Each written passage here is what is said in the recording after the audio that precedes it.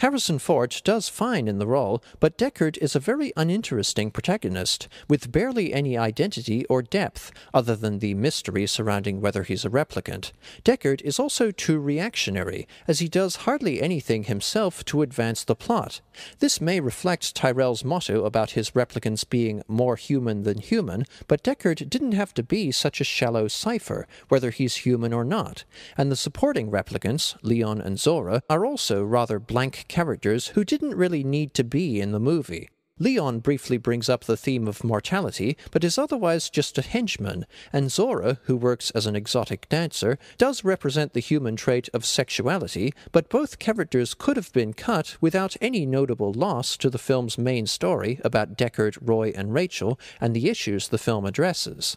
The question of whether Deckard is a replicant is handled poorly and ultimately doesn't matter, which is the mark of a bad mystery. It is implied that Deckard may be the unseen sixth replicant from Roy's group and was reprogrammed to hunt other replicants, possibly using the memories of Detective Gaff. It's a good theory, as the police force using one of the escaped replicants to find the others would reduce the escapee problem from the start without them needing to use their own manpower, and it would also excuse the early storytelling flaw of Bryant telling Deckard what he should already know, but I personally believe that Deckard is human. He doesn't display the elevated abilities of the majority of the replicants, and you'd expect him to have those abilities if he came from Roy's flock.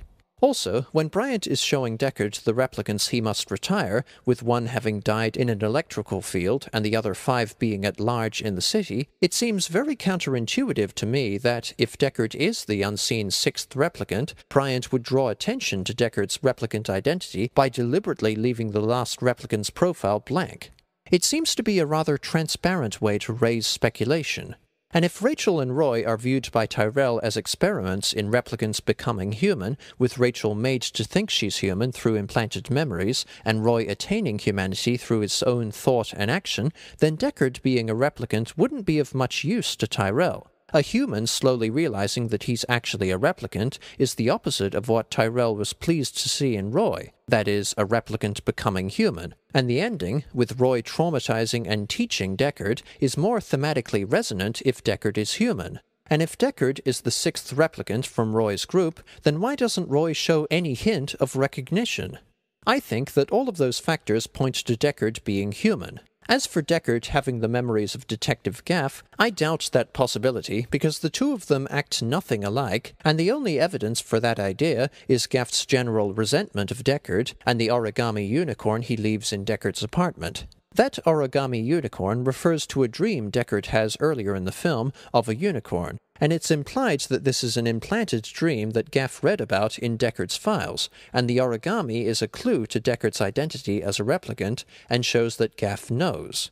But this leads me to the worst part of Blade Runner's mystery. Why does the unicorn dream exist? Why purposefully implant such an arbitrary dream into Deckard's mind? Again, if Deckard is a replicant, and Tyrell and the police want him to think he's human, then why put such a random yet weirdly specific dream into his mind, as this would, again, draw attention to him being a replicant? To me, the unicorn dream is a huge misjudgment, as there is no organic, story-related justification for it being there. It only exists to help set up a mystery, and that's an example of very bad writing. And all things considered, the question of whether Deckard is a replicant really doesn't make any difference. I also don't like the romantic subplot with Rachael. Before I get into that, I think that Ridley Scott was aiming to replicate the two sides of the nature versus nurture debate with Rachael and Roy, respectively. Nature proponents believe that our identities and personalities are determined primarily by our genes, but nurture supporters believe that we are who we are more because of our environments, social contexts, and upbringings. I think it's a combination of the two. Rachael represents nature, as her humanity, or illusion of it, was encoded into her being from birth. But Roy represents nurture, as his humanity was developed through learning and experience, and he is thus possibly more authentically human than Rachael.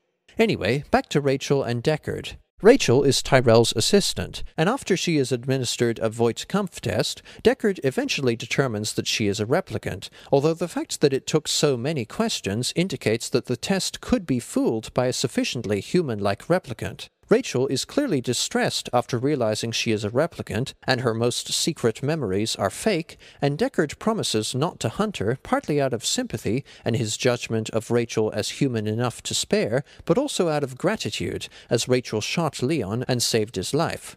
I get that they share a certain honor and respect between them, but all this doesn't plausibly lead to romance.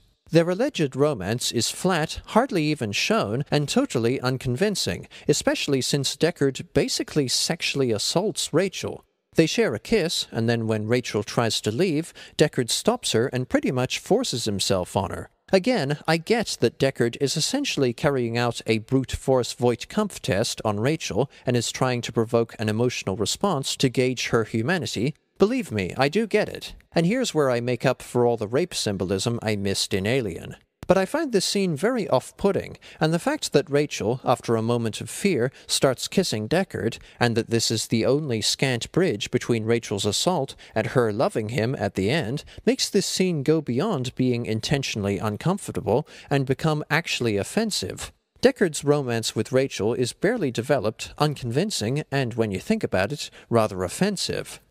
Blade Runner was a challenging film for me to review, as I tried to be as objective as possible. Yes, the film is slow and fairly uneventful, its protagonist is boring, his relationship with Rachael is unconvincing, and a couple of the replicants are unnecessary, but these shortcomings don't make the film any less compelling and entrancing to watch. But I can't deny that these are significant problems. And now I'm trapped in circular reasoning. Blade Runner is a great film within its genre, as the look and style of the film's dystopian world is rich, authentic, and endlessly influential. The film is a grim allegory on what makes us human, the villain and ending are, once again, extraordinary, and, as I've made clear in the past, I love anti-heroes. But taken on its own, I don't think that it's a great film, as those flaws I went into great detail on are enough to sully the experience. Blade Runner earns 3.5 stars out of 5. Thanks for watching. Cheers.